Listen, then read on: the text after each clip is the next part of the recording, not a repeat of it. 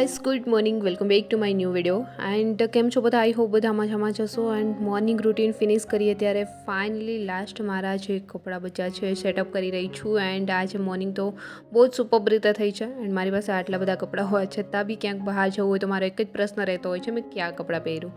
And normally girls માટે આ વસ્તુ નોર્મલ હશે. કમેન્ટ સેક્શનમાં કમેન્ટ્સ કરીને જણાવજો જે લોકો ગર્લ્સ જોઈ રહ્યા છે, કેટલા લોકો જોડે આવું થઈ રહ્યું છે. મેં તો ડેઈલી આ એક જ પ્રશ્ન મારી સાથે બને છે. બટ કોઈ નહીં, ચલો. એન્ડ અત્યારે આજે છે ગણેશ ચતુર્થી. સૌથી પહેલાં મેં અત્યારે ગણપતિ દદ્દુને સ્નાન કરાવી, સિંદૂર વગેરે લગાવી એન્ડ એમના પૂજાપાઠ કરી એન્ડ મારી સવારની શરૂઆત કરીશ. એન્ડ અત્યારે મેં આજે રૂમ પર ગણપતિ દદ્દુ રાખું છું, જે મેં ઘર પરથી લાવી છું એ જ છે. એન્ડ એમને સ્નાન વગેરે કરાવી, પૂજાપાઠ કરી એન્ડ લડ્ડુનો પ્રસાદ બી મેં ધરાવીશ. જો કે મેં મારા રૂમ પર તો નથી બનાવ્યો, મેં બહારથી જ મગાવ્યા હતા. એ જ લડ્ડુનો પ્રસાદ મેં આજે ગણપતિ દદ્દુને ધરાવીશ. એન્ડ એમની પૂજાપાઠ જોડે છે આજે મારી સવાર થઈ રહી છે. સવાર તો આજે મારી સુપર રીતે થઈ છે. ચલો, અત્યારે મેં સિંદૂર વગેરે લગાવી એન્ડ ગણપતિ દદ્દુને આ તરફ બેસાડી દીધા છે, ફૂલ વગેરે એમને ચડાવી એન્ડ ત્યાર પછી લડ્ડુનો પ્રસાદ બી મેં ધરાવી દઈશ. ફાઇનલી આજે ગણપતિ દદ્દુની સવારમાં પૂજા વગેરે બી પ્રોપરલી થઈ ગઈ છે, જેથી કરીને મને એક શાંતિનો અનુભવ થાય છે એન્ડ ધન્યતા બી અનુભવાય છે કે જ્યારે મેં કોઈ ધાર્મિક કામ કરતી હોય. આ તરફ આ લડ્ડુ બી મેં પ્રસાદી તરીકે મગાવ્યા હતા, એ બી મને મળી ગયા છે. ફાઇનલી એ જ મેં પ્રસાદી ધરાવીશ, કેમ કે રૂમ પર તો મિક્સર વગેરે હોતું નથી, તો પોસિબલ જ નથી બનતું રૂમ પર આ પ્રસાદી વગેરે બનાવવું યા ફિર કંઈ પણ. ફાઇનલી અત્યારે ચલો મોર્નિંગમાં જ આ તરફ ગણપતિ દદ્દુની પૂજા તો થઈ ગઈ છે એન્ડ મારી સવાર બી સુપર રીતે થઈ ગઈ છે. એન્ડ આઈ હોપ કે દોસ્તો તમારી સવાર કંઈક આ જ રીતે થઈ હશે, કેમ કે આજે છે ગણેશ ચતુર્થી, એટલા માટે. ફાઇનલી ચલો લાસ્ટ પૂજા કરી અને ત્યાર પછી મેં બી રીડિંગ સ્ટાર્ટ કરીશ. Hey guys, good morning. Welcome back to my new video. And કેમ છો બધા? આઈ હોપ બધા મજામાં જશો. એન્ડ આજે છે ગણેશ ચતુર્થી. બધા લોકોને મારા તરફથી સૌથી પહેલાં તો ગણેશ ચતુર્થીની હાર્દિક શુભકામના. એન્ડ આજે મારી મોર્નિંગ તો ઓલરેડી સુપર થઈ છે, તમે આગળ બ્લોગમાં જોયું જ છે. જે ગણપતિ દદ્દુને મેં રૂમ પર રાખી એમના પૂજાપાઠ કર્યું છું. આજે એમને જ મેં સ્નાન વગેરે કરી એન્ડ પૂજાપાઠ કરી, લડ્ડુનો ભોગ ધરાવી એન્ડ ત્યાર પછી મારી મોર્નિંગની શરૂઆત થઈ છે. સુપર સવાર થઈ છે આજે મારી. એન્ડ ત્યાર પછી અત્યારે મેં આવી ગઈ છું સ્ટડી ટેબલ પર, કેમ કે રીડિંગ વગેરે તો ઓલરેડી સ્ટાર્ટ કરવું પડશે.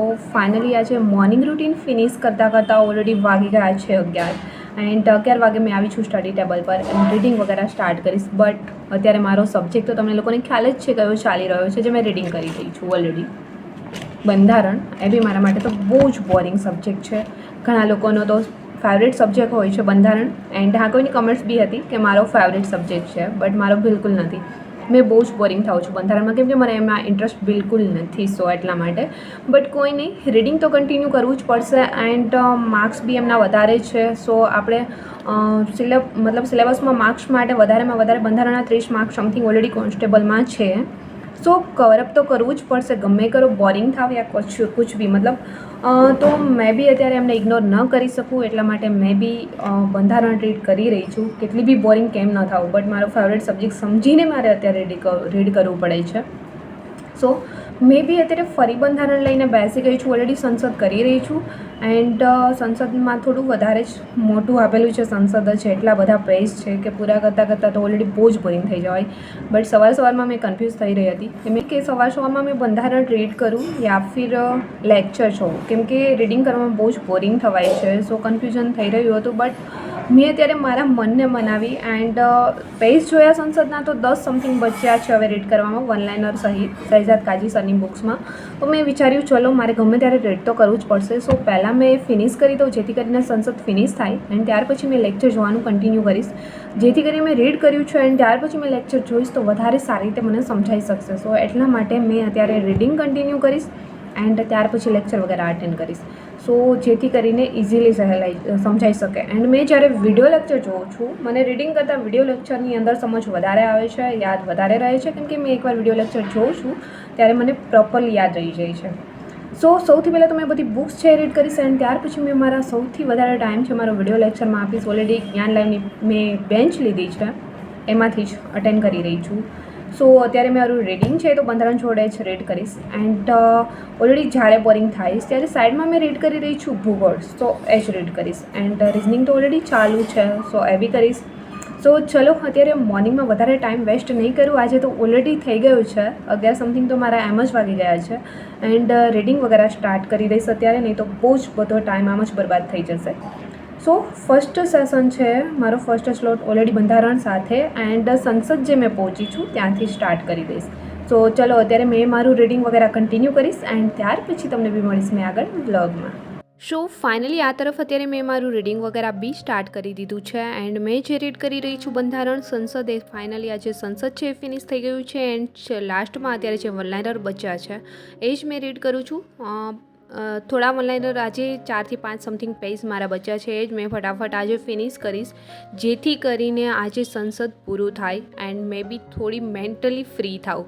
નહીં તો કેવું હોય છે, એક ટોપિક આપણે એક ચેપ્ટર આખું જ્યારે પકડ્યું હોય ત્યારે કન્ફર્મ કર્યું હોય કે આટલા દિવસની અંદર પ્રોપરલી રેડી કરી લેવાનું છે એન્ડ જ્યાં સુધી એ રેડી ન થાય ત્યારે થોડું સ્ટ્રેસ વગેરે આવતું હોય છે. મારી જોડે બી આવું કંઈક બને છે, બટ મેં એ સ્ટ્રેસ લેતી નથી એન્ડ જ્યારે બોરિંગ થાવ ત્યારે વાંચવાનું છોડી દઉં છું એન્ડ આગળ કોઈ બી ન્યૂ ટોપિક યા ન્યૂ સબ્જેક્ટ સ્ટાર્ટ કરું યા ફિર લેક્ચર જોવા લાગી જાઉં છું, જેથી કરીને વધારે સ્ટ્રેસ ન આવે.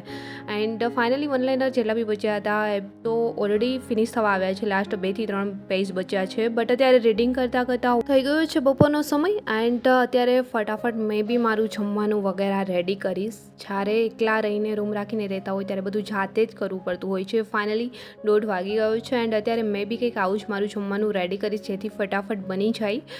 એન્ડ ઓલરેડી આજે મેં અત્યારે ખાસ કંઈ બનાવી નથી રહી બપોરના સમયે એન્ડ રીડિંગ ચાલુ હોય એન્ડ રનિંગ બી ચાલુ હોય ત્યારે ટાઈમ કઈ રીતે બચે એ રીતે મેં અત્યારે થોડું એડજસ્ટ વગેરે કરી રહી છું એન્ડ જેમ મારો સમય વધારે બચાવી શકું એ રીતે મેં પ્રયત્નો બી કરતી હોઉં છું. સો અત્યારે સવારે તો મેં પ્રોપરલી નાસ્તો કર્યો હોય છે, સો બપોરના સમયે અત્યારે મેં ફટાફટથી જે કઠોળ રાતના પલાળ્યું હતું એમને જ મેં થોડું ફ્રાય કરીને જમી લઈશ. એન્ડ મને કોઈએ કમેન્ટ્સ કરી હતી કે ત્રિષા ઓલરેડી જનોઈ છે લેફ્ટ સાઈડમાં આવે છે, સો મને ખ્યાલ ન હતો.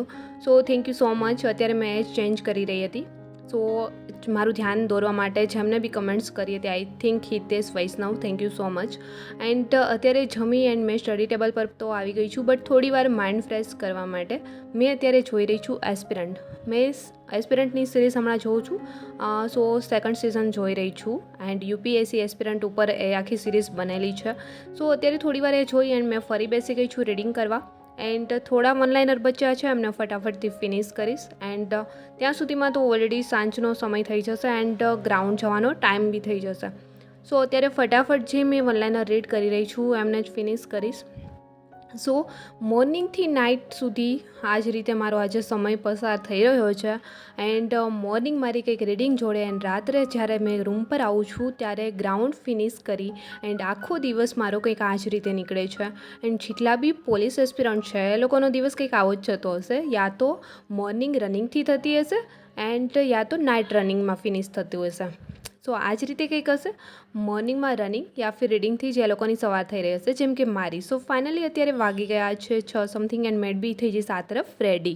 સો હે ગાઈસ, અત્યારે વાગ્યા છે સાંજના 6 એન્ડ મેં બી થઈ ગઈ છું રેડી, કેમ કે ગ્રાઉન્ડ જવા માટે. સો સાંજના સમયે જ મેં હમણાં રનિંગ કરી રહી છું. સો ચલો આજે સેટરડે બી છે, સો ફટાફટથી ગ્રાઉન્ડ જઈ ફટાફટ રનિંગ ફિનિશ કરી એન્ડ ત્યાર પછી ત્યાંથી નીકળી જઈશ એન્ડ જઈશ આજે સેટરડે હોવાને લીધે હનુમાનજી દદુના મંદિરે, કેમ કે મેં દર સેટરડેના હનુમાનજી દત્તુના મંદિરે જાઉં છું દર્શન કરવા માટે. સો ચલો અત્યારે ઓલરેડી લાઇટ નહીં કરું એન્ડ ફટાફટથી માં બી નીકળી જઈશ ગ્રાઉન્ડ જવા માટે એન્ડ આરતી લેવાની ઈચ્છા છે હનુમાનજી દત્તુના મંદિરે. સો ટાઈમ પર પહોંચી ગઈ તો આરતી બી લઈ શકીશ. સો અત્યારે ચલો ફટાફટથી ગ્રાઉન્ડ જવા માટે નીકળી જઈશ એન્ડ ત્યાર પછી તમને બી મળીશ મેં આગળ વ્લોગમાં. સો અત્યારે ચલો ફટાફટથી મેં મારા શૂઝ વગેરે પહેરી એન્ડ નીકળી જઈશ, કેમ કે ઓલરેડી લેટ થઈ ગયું છે. આજે મારે થોડું વહેલું જવાનું હતું, કેમ કે મારે ત્યાંથી ગ્રાઉન્ડથી રનિંગ કરી એન્ડ જવાનું છે હનુમાનજી દત્તુના મંદિરે, આરતી લેવાની બી ઈચ્છા છે. સો બટ ચલો જોઈએ આજે મેં પહોંચી બી શકું છું યા ફિર નહીં. સો ફાઇનલી આ તરફ મેં નીકળી ગઈ છું એન્ડ પહોંચી ગઈ છું અત્યારે એથ્લેટિક ગ્રાઉન્ડ. સો મેં ફટાફટથી અત્યારે અંદર જઈને ડાયરેક્ટલી રનિંગ સ્ટાર્ટ કરીશ. રનિંગ વર્કઆઉટ ફિનિશ થઈ ગયું, ફિનિશ થતાં અત્યારે 7:30 સમથિંગ ટાઈમ થઈ ગયો છે. મેં રનિંગ વર્કઆઉટ કર્યું એમનો આજે મેં વ્લોગ શૂટ નથી કરી શકી, કેમ કે ઓલરેડી લેટ થઈ રહ્યું હતું, એટલા માટે ફટાફટથી રનિંગ ફિનિશ કરી, સ્ટ્રેચિંગ વગેરે ફિનિશ કરી અને મેં બી નીકળી ગઈ. અત્યારે આવી ગઈ છું ચમત્કારી હનુમાનજી દત્તુના મંદિરે.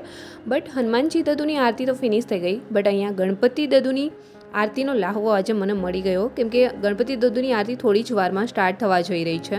સો આજે એમની આરતી નસીબમાં હશે. સો ફાઇનલી આ તરફ અત્યારે મને બી અહીંયા આરતી માટેની થાળી બી મળી ગઈ છે, તૈયાર જ. એન્ડ આ તરફ હનુમાનજી દાદુ, ચમત્કારી શનિદેવ બધાના દર્શન કરી એન્ડ ગણપતિ દાદુની આરતી લઈ એન્ડ મેં ખૂબ જ ધન્યતા અનુભવું છું.